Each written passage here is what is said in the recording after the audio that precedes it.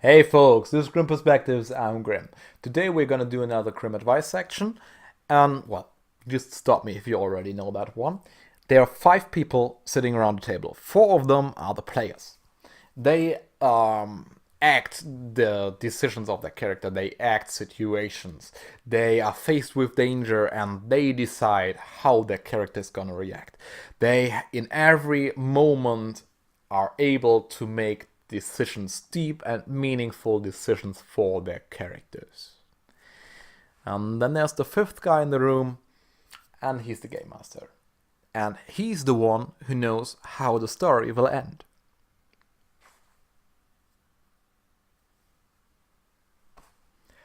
If you're still waiting for the punchline, you can stop now, because I don't even know if that's a joke. If it is, it's probably a pretty cynical one. But it brings to mind a problem that we have in pen and paper. And that problem is that railroading has become an integral part of storylines told in pen and paper. And you clearly see how that is a problem, because linear plot design limits character choices. And how come it is used? If it limits character choices, how come that it's even that popular? Well, you might come up with a few reasons off the top of your head, like it's easy to write, or it is easy to game master, or it is easy to play for the player. Is it? Really, is it? I don't think so. Is it easy to write? If I write a linearly designed plot, I not only need to do the same work that I would do if I write a novel, so I do not only need to think about what my NPCs are gonna do, what they want in each given situation. I do not only need to keep in mind theme and setting, but I also need to keep in mind what my player characters are gonna do in a situation, in a theme. And I don't know that yet. I need to predict that.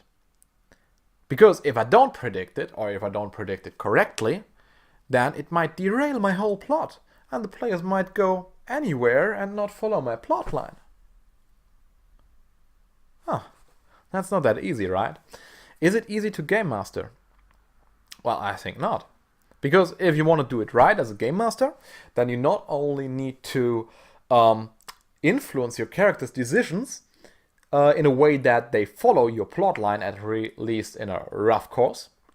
You also need to do so in a way that doesn't tick your players off. Because if they feel railroaded, if they say, I go over there, and you say, no, you can't, then they're might be pretty pissed, right? Because if they can't make the decisions for their character, what good are they on the table, right? Is it easy to play for the player? I don't think so. Because, think about it, there's like an unspoken agreement. At every table I visited so far, every table that worked and wasn't at each other's throats all the time. So, an unspoken agreement that the GM doesn't try to railroad his players too obviously, and the players in return try to honor the work that the game master did for creating the content and everything by not rocking the boat too much. So if you think about it, that they are not only trying to imagine, oh, I am in this situation, what would my character do? They are also trying to determine, okay, what would the game master like me to do? Because I do not want to derail the whole plot.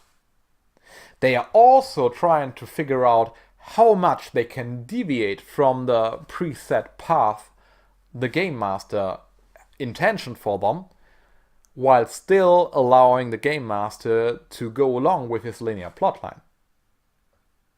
To me, as a player, that can be annoying. You know, it's one thing to stay in character and to, in every situation, saying, what would my character do? But it's another thing to then be dragged out of that situation every time, because you need to keep in mind that the plot is designed to flow on in a certain way. So it's not really easy to write, game master, or play. Why is it still so popular? Well, I have a theory about that.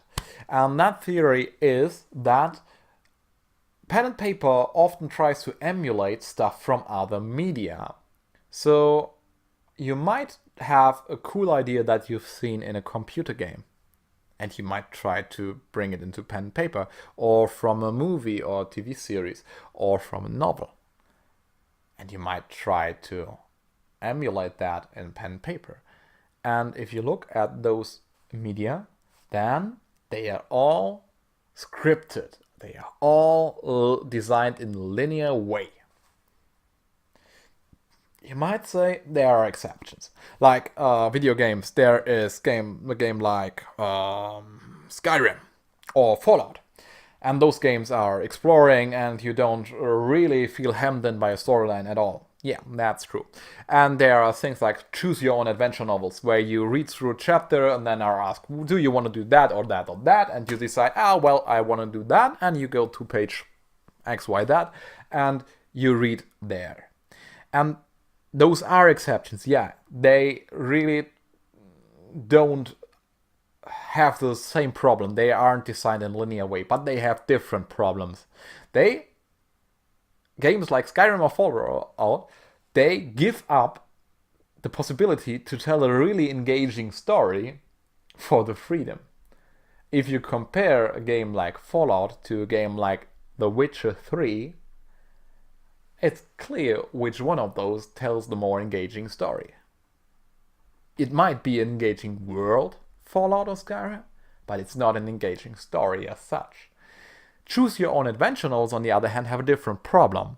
Their problem is that the reader, it works for players in video games with branching storylines as well, but that the reader or player bypasses a lot of the content that you originally created. If you have a Choose Your Own Adventure novel and it has 300 pages, the reader in one reading is gonna see only like 100 pages of that. Maybe 200, but there's a lot of content that you created that he isn't gonna see.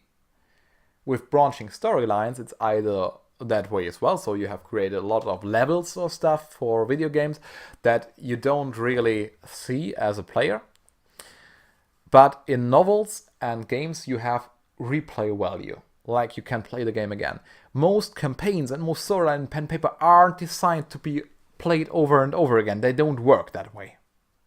So it doesn't really, those exceptions, yeah, they are there, they have their own problem, but none of them really address the problem that linearly designed storylines in pen and paper have. And that is, to come back to it, that scripted media cannot handle choice and variation well. If we come back to a problem where we started, it's we have 5 people at a table, 1 has the script and 4 try to play their characters. How is this supposed to work? Well, how it is often handled at tables is either you deviate from the script. So you might say as a GM, okay, they're gonna go there, it's okay, I'll make up something or something else. And that has the problem that you might have to adapt a lot of the content that follows to the stuff that happened while the players weren't following the main plot path.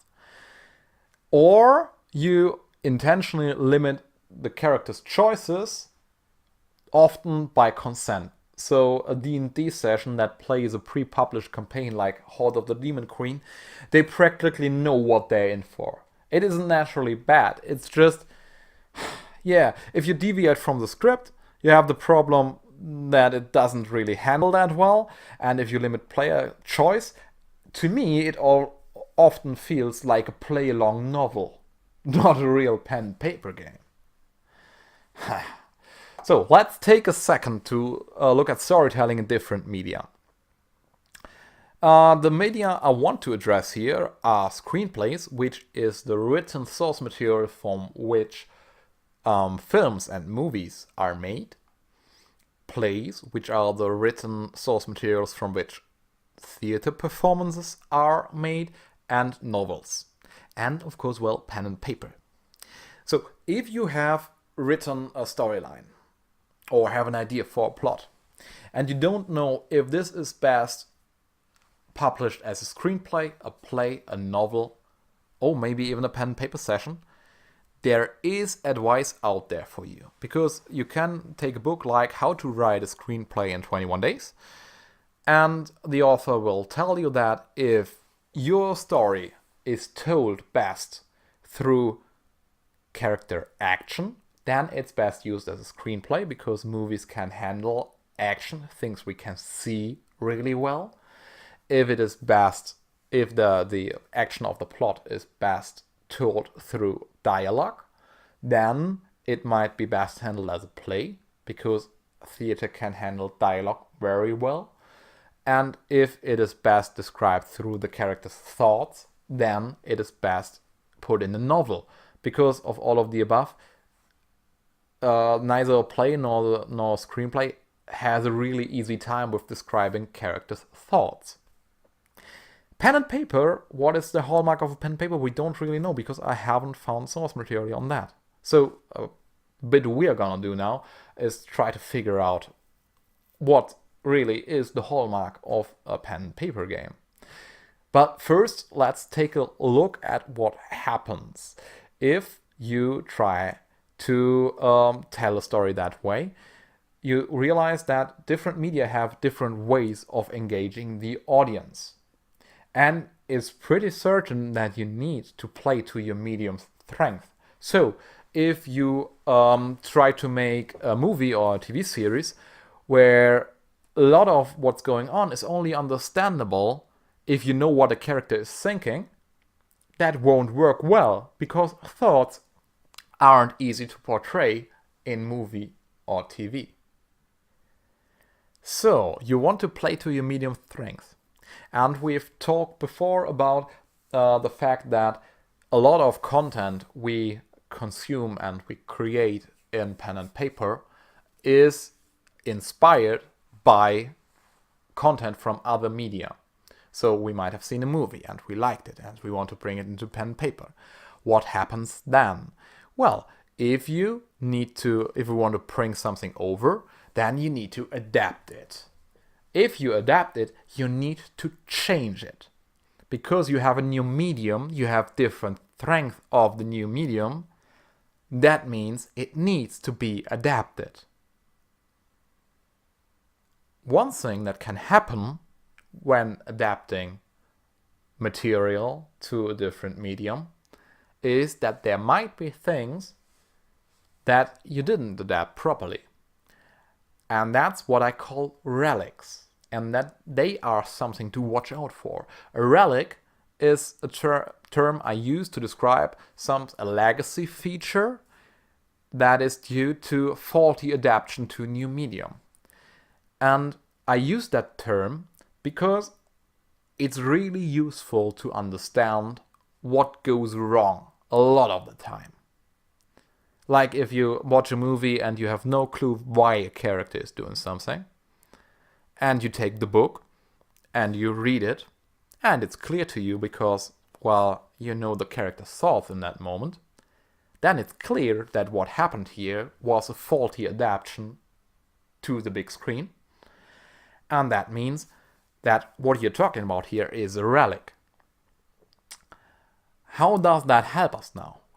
Well, and how do we avoid relics? Relics are avoided by adopting content, and you want to keep the spirit of what you want to adopt, but you need to change everything that needs to change.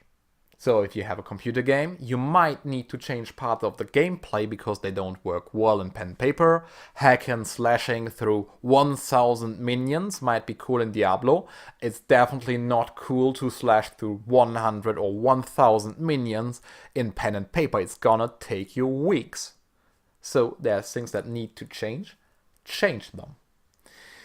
How does that mental aid of thinking about relics help us with our problem with pen and paper content and railroading or linear story writing?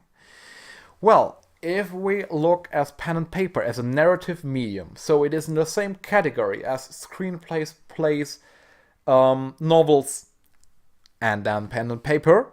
So what are its strengths? Well, how can we engage people through an audience through pen and paper in a way that can't be done in other media? You might stumble across the word audience here, because in pen and paper, essentially, the players and the game masters are the audience and the actors at the same moment. It's not performed for sale or for redistribution or something. It's just for you and for your players.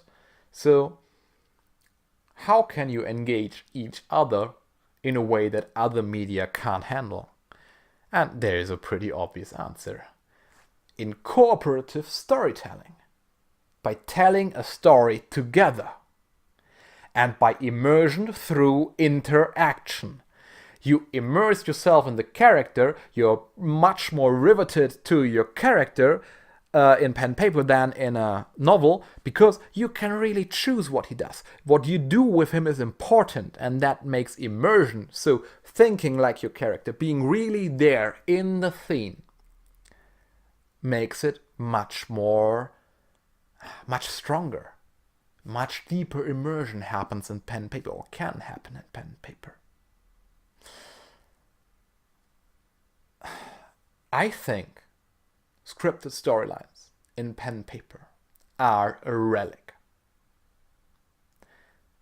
What does that mean? It means that we use them because the media we adapted content from use scripted storylines, not because it is important to our new medium, pen and paper. Pen and paper works with character choices. Pen and paper works in the moment. We do not write everything we do down. We do not film it. We do not publish it. We do it for our own benefit. We are like 5 people at the table. One of them is the game master.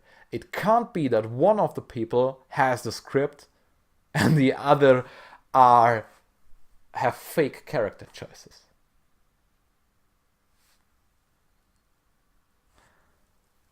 The problem now is, how can you as a game master prepare sessions if you do not script them? Yeah, that is a very interesting question. And I'd like to do a video on that, but this video has gone on way too long already, so we'll skip that for a different video and we'll talk about it next time. I would really like if you stayed on till this point, and if you've found that video and the content of interest to you. And if you liked it, help the channel grow. If you liked the video, hit like. If you want to stay up to date on what we do next, like the video about how to prepare sessions when you actually don't want to script them. And if you know someone who might like this content or might need to hear it, then tell him. And I would really like it if you like the content and you have something to mention it, hit the comments, leave your thoughts there. I really want this channel to become a community in which we can develop tools for our imagination. And until next time, try to let your players create something beautiful, something wonderful, and maybe something that you didn't think of before. Just challenge yourself in that way. Until next time, Grim out.